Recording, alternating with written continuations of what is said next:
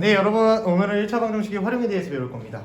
여러분 1차 방정식을 배웠어요. 1차 방정식이 뭐예요? 미지수 x에 따라서 참이되어 거짓이 되는 걸 우리는 방정식이라고 이야기를 했습니다. 그쵸? 근데 이제 1차 방정식을 실생활에다 적용을 할 거라는 거예요. 여러분 우리가 가장 중요한 건 뭐냐면 미지수 x에서 1차 방정식에서 가장 중요한 거는 미지수 x를 찾는 겁니다. 즉 이제 실생활에 활용해서도 어떻게 생각하면 되냐면 내가 궁금한 거, 문제에서 찾으라는 걸 x라고 놓은 다음에 그걸 그대로 식을 만들어서 찾아내면 된다라는 거예요. 알겠습니까? 그래서 우리는 페이지 117쪽을 볼 겁니다. 여기 보면 뭐 미지수 정하기, 방정식 대우기, 방정식 풀기, 확인하기 라고 이렇게 있습니다. 맨날 나오는 말들이에요. 맨날 나오는 말들이니까 어떤 식으로 할 거냐, 내가 문제를 어떤 식으로 접근하는지에 대해서 그걸 좀 더 보시면 될 것 같습니다. 116쪽에 있는 거 먼저 볼게요. 개념 확인하기. 형과 동생의 나이를 합치면 몇이래요? 동생 나이가 29살이고요. 네, 형의 나이는 동생의 2배보다 2세가 많대요. 그때 동생의 나이를 구해주세요. 조금 글씨가 날아다니네요. 봅시다. 글씨를 왜 이렇게 못 쓰겠지? 숫자는 쓰기가 편한데 글씨는 왜 이렇게 쓰기가 어려운지 잘 모르겠습니다. 볼게요. 지금 형과 동생의 나이는 29살이라고 있습니다. 근데 지금 내가 구하라는 것부터 보니까 동생의 나이를 구하라고 했어요. 그럼 동생의 나이를 내가 뭐라고 넣을까요? x라고 넣을게요. 그쵸? 그럼 형의 나이 플러스 동생의 나이는 x인데 이게 29이래요. 맞죠? 그럼 형의 나이를 뭐라고 표현할 수 있어요? 형의 나이를 29 마이너스 x라고 표현할 수 있겠죠. 내가 표현한 거는 형의 나이와 동생의 나이 이렇게 두 가지로 표현을 했습니다. 여기까지 오케이? 잘 시키고 있나요? 한 번씩 확인해 줘야겠죠. 그러면 지금 형의 나이 29 마이너스 x는 동생의 나이가 뭐예요? x인데 거기다 2배를 한 다음에 2를 더해준 거랑 같대요.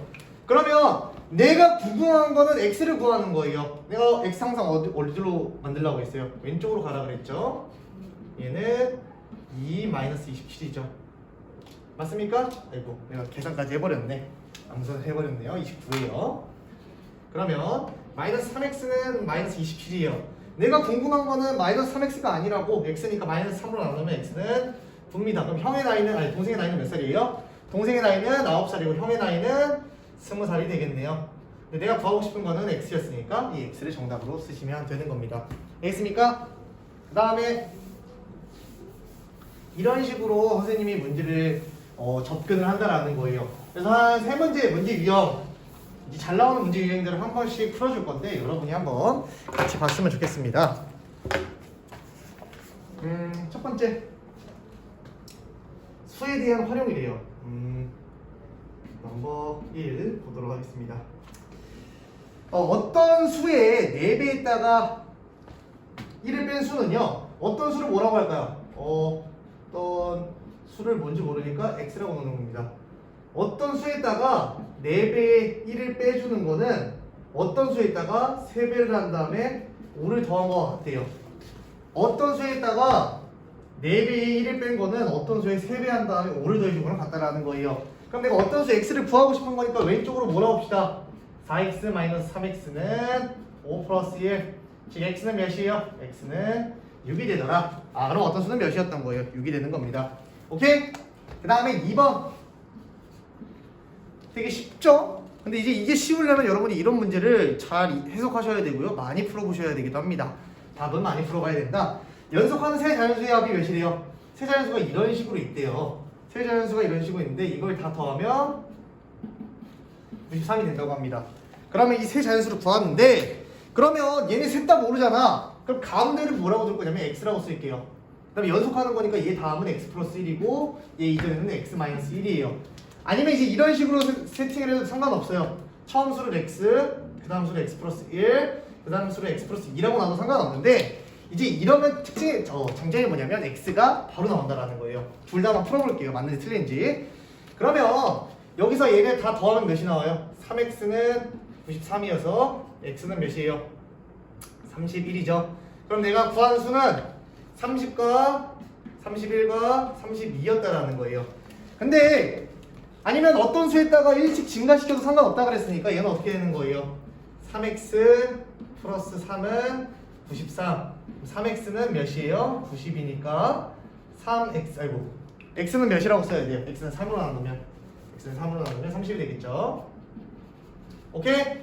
그럼 x가 30이면 여기는 30, 31, 32가 되겠죠. 30, 31, 32 어떻게 푸나 정답은 동일합니다. 알겠습니까? 이렇게 두 가지를 풀어보시면 되더라. 오케이? 수에 관한 문제를 두 개 풀어줬습니다.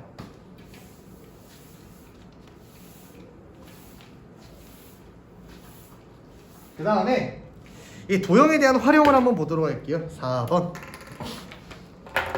한번 봅시다.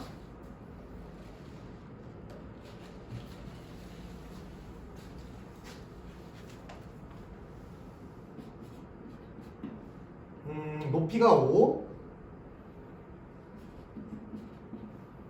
넓이가 35인 사다리꼴이 있대요. 윗변의 길이보다 윗변의 길이를 구하라고 했어요. 윗변의 길이를 x라고 할게요. 아랫변의 길이보다 4cm가 더 길대요. 아랫변을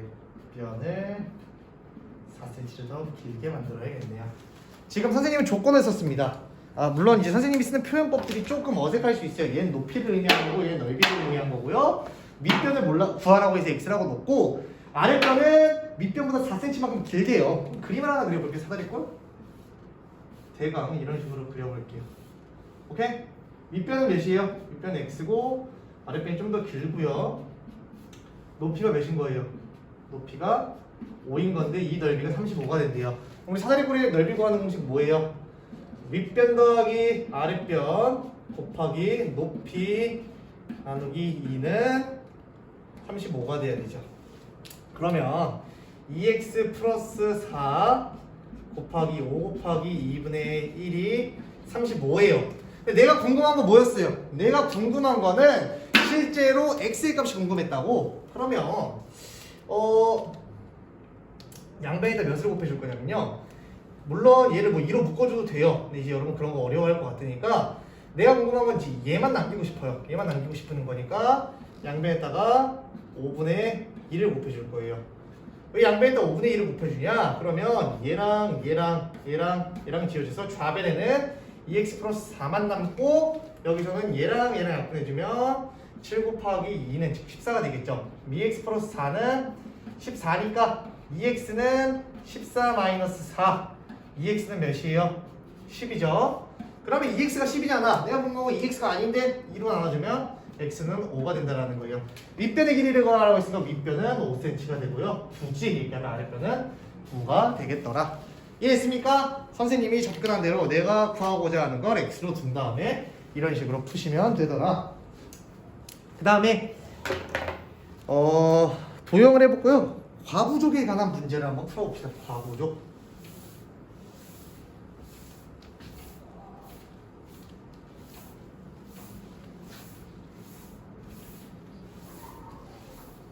이제 이게 오늘의 마지막 문제인데요.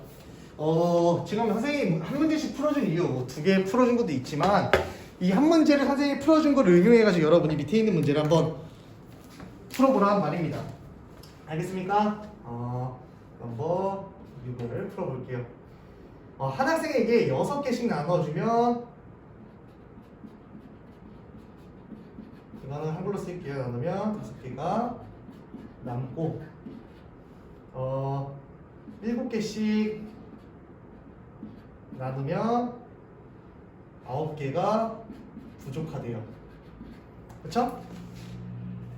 지금 내가 궁금한 건 학생 수 그리고 사탕의 수예요. 여기까지 왔습니까? 그러면 일단 몇 명 있는지 알아요? 몰라요? 몰라요. 그래서 내가 학생 수를 x라고 놨어요. 그러면 x명에게 6개씩 나눠주면 5개가 남는데요. 그러면 x명에게 6개씩 나눠주면 6x개가 있던 거고 5개가 남았으니까 플러스 5가 되겠죠. 사탕이라는 건 6x 플러스 5로도 표현할 수 있어요. 왜냐면 6으로 나눠버리면 6개씩 나눠주고 x가 있으니까 6x개가 있고 5개가 남았잖아요. 근데 7개씩 나눠줬어요. 내가 7개씩 나눠줬으면 9개가 어떻게 한대요? 부족한 거예요. 근데 얘는 사탕수예요. 그쵸? 사탕수를 x에 대해서 표현한 건데 7개씩 나눠주고 9개가 부족한 것도 뭐를 결국 나타내 준 거예요? 상탕수가 아니라 사탕수죠. 사탕수가 됩니다.